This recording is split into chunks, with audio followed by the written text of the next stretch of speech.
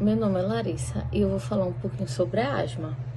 A asma é uma doença crônica que acomete as vias respiratórias, especialmente os brônquios, que são os canais por onde passa o ar até chegar nos pulmões, fazendo com que fiquem inflamados e inchados e produzam muco ou secreção. Isso pode causar dificuldade para respirar, falta de ar, tosse. E a asma é muito frequente, aproximadamente 300 milhões de pessoas em todo o mundo têm asma. Os tipos de asma são asma alérgica, asma crônica e asma não alérgica. A asma alérgica é um tipo de asma frequente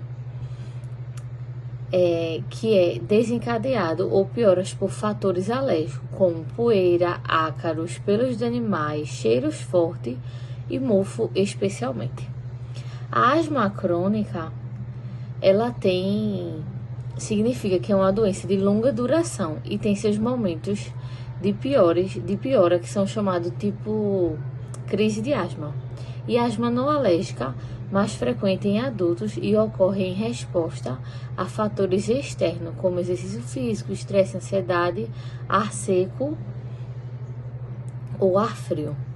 Fatores de risco. A asma é uma doença crônica que tem seu curso marcado por períodos de asma. E a asma não alérgica, mais frequente em adultos e ocorre em resposta a fatores externos, como exercício físico, estresse, ansiedade, ar seco ou ar frio. Fatores de risco. A asma é uma doença crônica que tem seu curso marcado por períodos e calmarias de outros de exacerbação. O tratamento contribui muito para períodos de controle, porém, alguns fatores de risco podem ser vilões da crise. Por exemplo, ácaros, fungos, fezes de barata, mudança de temperatura, exercício físico, estresse e ansiedade, pelos de animal, ar seco ou frio. Como identificar os sintomas de asma? Os sintomas da asma são falta de ar ou dificuldade para respirar, sensação de aperto no peito ou peito pesado, chiado no peito ou tosse. Esses sintomas podem variar durante o dia, podendo piorar à noite ou de madrugada. E com as atividades físicas, os sintomas também variam bastante ao longo do dia, ao longo do tempo. E às vezes desaparecem sozinho, mas a asma continua lá. Uma vez que a pessoa tem asma, a asma não tem cura. Tem tratamento, porém cura não. O diagnóstico. O diagnóstico é atividades físicas. Os sintomas também variam bastante ao longo do dia, ao longo do tempo. E às vezes desaparecem sozinho, mas a asma continua lá. Uma vez que a pessoa tem asma, a asma não tem cura. Tem tratamento, porém cura não. O diagnóstico. O diagnóstico é clínico, baseado no histórico familiar e histórico de sintomas, e exame físico também. A presença de queixa varia. A presença de queixa de várias crises de falta de ar, chiado no peito, tosse seca, especialmente noturna, surge o diagnóstico. Quadro de tosse produtiva com febre ou outros sintomas infecciosos geralmente não tem relação com asma, sendo como sugestivo de bronquite. Para confirmação do diagnóstico é necessário exames complementares, como provas funcionais pulmonares. Um deles é o espirometria, entre outros exames que o médico pode pedir para avaliar. Como é feito o tratamento? O tratamento complementa medidas medicamentosas e não medicamentosas.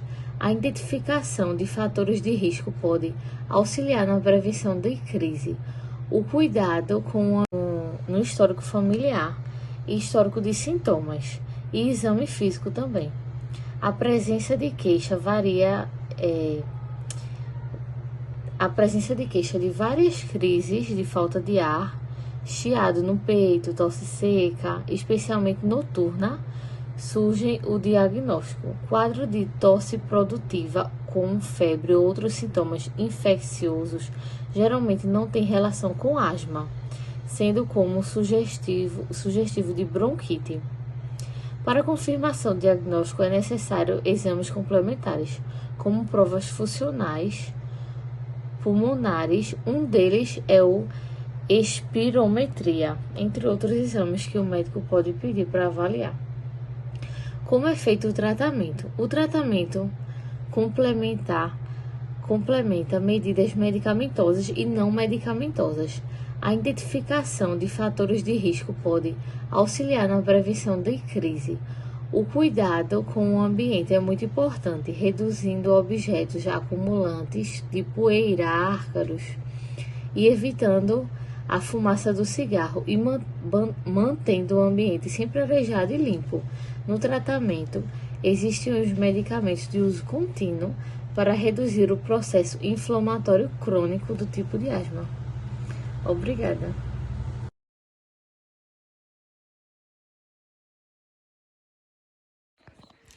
Oi, boa noite. Meu nome é Clara, sou estudante de nutrição e eu irei falar agora a relação da asma e alimentação. Quais alimentos que podem ajudar na asma e como os alimentos podem ajudar nesse processo da asma. As evidências científicas, elas mostram que para evitar o padrão inflamatório da doença, é muito importante ter uma dieta rica em alimentos frescos e antioxidantes. E a GINA, que significa Diretrizes da Iniciativa Global para a Asma, ela recomenda essa dieta de alimentos frescos e antioxidantes já para evitar essa doença, para a prevenção primária da doença. Então, agora eu vou falar sobre os alimentos recomendados. E o primeiro seria o ômega 3, no caso, o salmão e os demais peixes, as oleaginosas, as sementes, o azeite de oliva e o ovo. E o que eles irão fazer? Irão inibir uma substância chamada prostaglandina, que é responsável justamente pelo estreitamento dos brônquios e também pela sensação de falta de ar. O segundo alimento recomendado seria as folhas verdes escuras, que no caso seria o couve, o espinafre, agrião e rúcula, que vai promover o relaxamento muscular, facilitando a respiração. O terceiro alimento recomendado seria as oleaginosas, que no caso seriam as castanhas, linhaça e amêndoas. Por quê? Porque contém selênio. E o selênio iria ajudar a fortalecer o sistema imunológico. O quarto é os ricos em licopeno, que seria o tomate, repolho roxo, mamão e pitanga. O licopeno ele é um antioxidante e por isso iria ajudar, porque ele vai minimizar a inflamação nos pulmões e com isso vai evitar os chiados.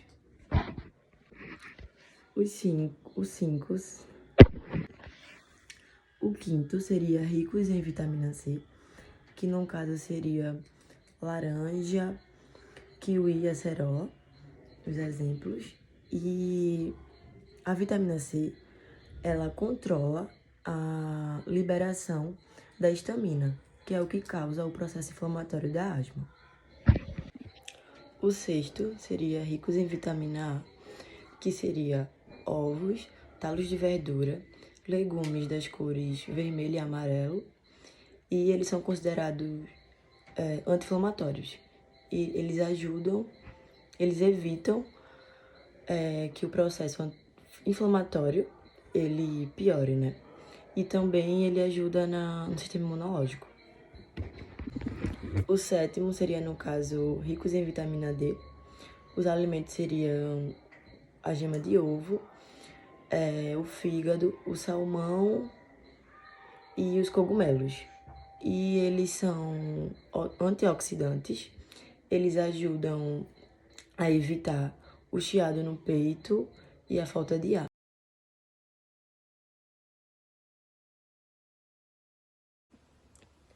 Ok, que é a DPOC? Bom, a DPOC é a doença pulmonar obstrutiva crônica.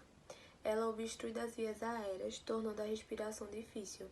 E os principais sintomas e comuns são a falta de ar, a tosse crônica e a tosse com secreção. Ela é provocada geralmente pela fumaça de cigarro ou de outros compostos nocivos. A doença se instala depois que há um quadro persistente de bronquite ou enfisema pulmonar. E o primeiro vai causar um estado permanente de inflamação nos pulmões, enquanto o segundo ele vai destruir os alvéolos, que são as estruturas que promovem a troca gasosas no órgão. Esse quadro é perigoso porque, além de interromper a respiração de vez, ele vai diminuir a circulação de oxigênio no sangue e vai disparar inflamatórias pelo corpo todo.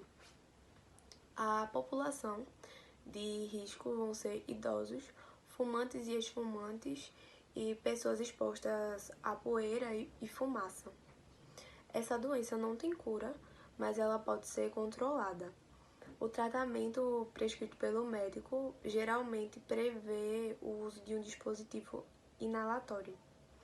Atualmente, a DPLC é a quarta causa de óbitos globalmente, segundo a OMS.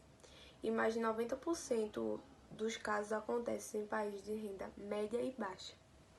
Aqui no Brasil, o tratamento prescrito pelo médico geralmente prevê o uso de um dispositivo inalatório. Atualmente, a DPLC é a quarta causa de óbitos globalmente, segundo a OMS.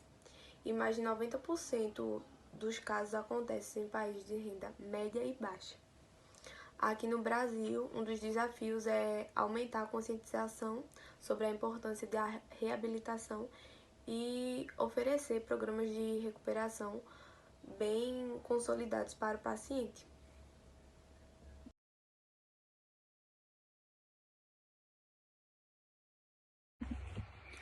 Olá, meu nome é David e hoje eu vou falar um pouquinho o que é uma doença pulmonar obstrutiva crônica, conhecida como DPOC, e como tratar, e algumas principais causas. A doença pulmonar obstrutiva crônica, ou DPOC, é a obstrução da passagem de ar pelos pulmões, provocada geralmente pela fumaça do cigarro, ou de alguns outros compostos nocivos. A doença se instala depois que há um quadro persistente de bronquite ou enfisema pulmonar. O primeiro causa um estado permanente de inflamação nos pulmões, enquanto o segundo destrói os alvéolos, estruturas que promovem trocas gasosas nos órgãos.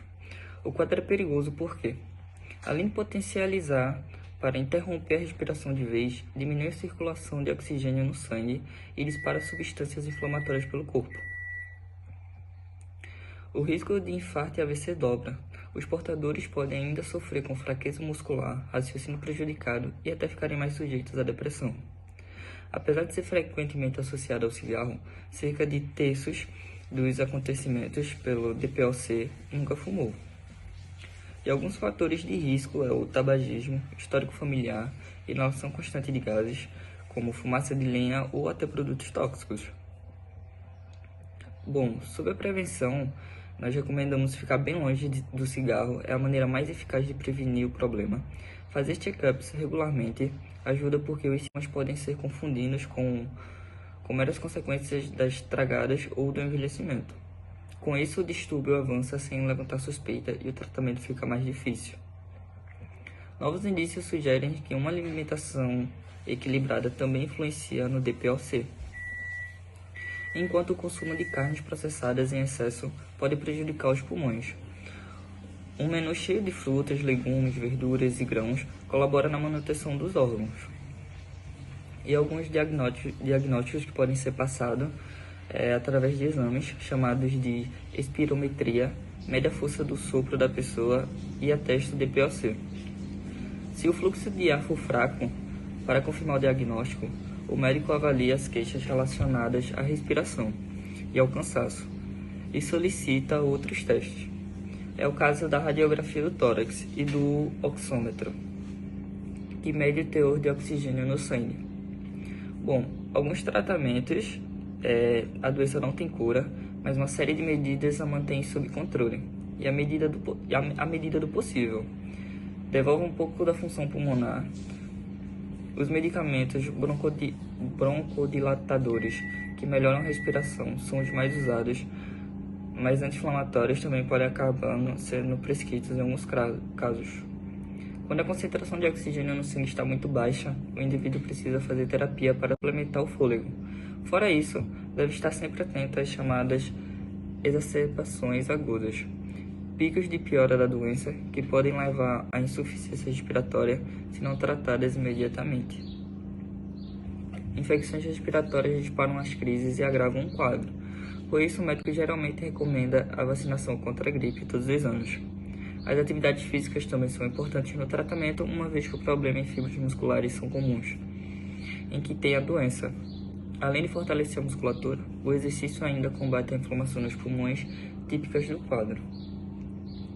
Bom, também se recomenda uma alimentação mais saudável. Através disso nós podemos estar consultando aí um nutricionista, certo? E aqui eu vou passar um pouquinho para vocês algumas coisas que podem ser bem interessantes para quem tá com esses casos. Bom, de acordo com um estudo publicado na revista Lung em 2015, indivíduos saudáveis que seguiram uma dieta cetogênica apresentaram menor produção de dióxido de carbono e pressão parcial expiratória de dióxido de carbono, PET-CO2, em comparação com aqueles que seguiram a dieta mediterrânea. Além disso, a pesquisa de 2003 mostra melhora em pessoas com DPOC, que tomaram um suplemento de alto teor de gordura e baixo teor de carboidrato, em vez de comer uma dieta rica em carboidratos. Mesmo reduzindo os carboidratos, uma dieta saudável inclui uma variedade de alimentos. Tente incluir em sua dieta diária alimentos ricos em proteínas, carboidratos complexos, entre outros. Bom, com carboidratos complexos, você pode incluir carboidratos em sua dieta. Opte por carboidratos que eles sejam ricos em fibras e que vai ajudar a função do sistema digestivo e controle de nível de açúcar no sangue. Alguns alimentos que a gente pode incorporar em sua dieta pode ser ervilha, farelo, batatas com pele, lentilhas, quinoa, feijões, entre outros. Produtos frescos, frutos e vegetais frescos contêm vitaminas, minerais e fibras essenciais. Esses nutrientes ajudarão a manter seu corpo saudável. Vegetais sem amido, todos, exceto ervilhas, batatas e milho, são pobres em carboidrato, então podem ser incluídos em todas as suas dietas. Vale lembrar que tudo que eu estou falando aqui foi estudado, tá tudo em um site, no qual eu vou estar deixando para vocês. E sempre procurem o guia de um profissional, no caso seria um nutricionista, para estar passando a dieta correta para vocês, tá certo? Com relação ao sal, comidas com muito sal, sódio na sua dieta provoca retenção de água, o que pode afetar sua capacidade de respirar. Retire o saleiro da mesa e não adicione sal à sua cozinha. Use ervas e especiarias sem sal para dar sabor aos alimentos. Então a gente reduz, vocês não vão ter aquela retenção líquida tão grande. Então vocês podem usar essas especiarias, ervas para dar um gosto às suas alimentações, tá certo? Frutas, vegetais e leguminosas, como feijões, couve de bruxelas, repolho, couve-flor, milho, alho poró e alguns laticínios. Algumas pessoas acham que os produtos lácteos, como feijão e queijo, tornam e fleuma mais espessas. No entanto, se o produto lácteo não aparecer pior o catarro, você pode continuar a comê-los. Vale lembrar que sempre procurem um profissional da área, um profissional de saúde, um nutricionista, para estar podendo, junto com um médico, estar fazendo uma dieta específica para você e você tendo o melhor acompanhamento possível. Vale lembrar que cada um tem sua dieta, não vão por site e procurem a ajuda de um profissional.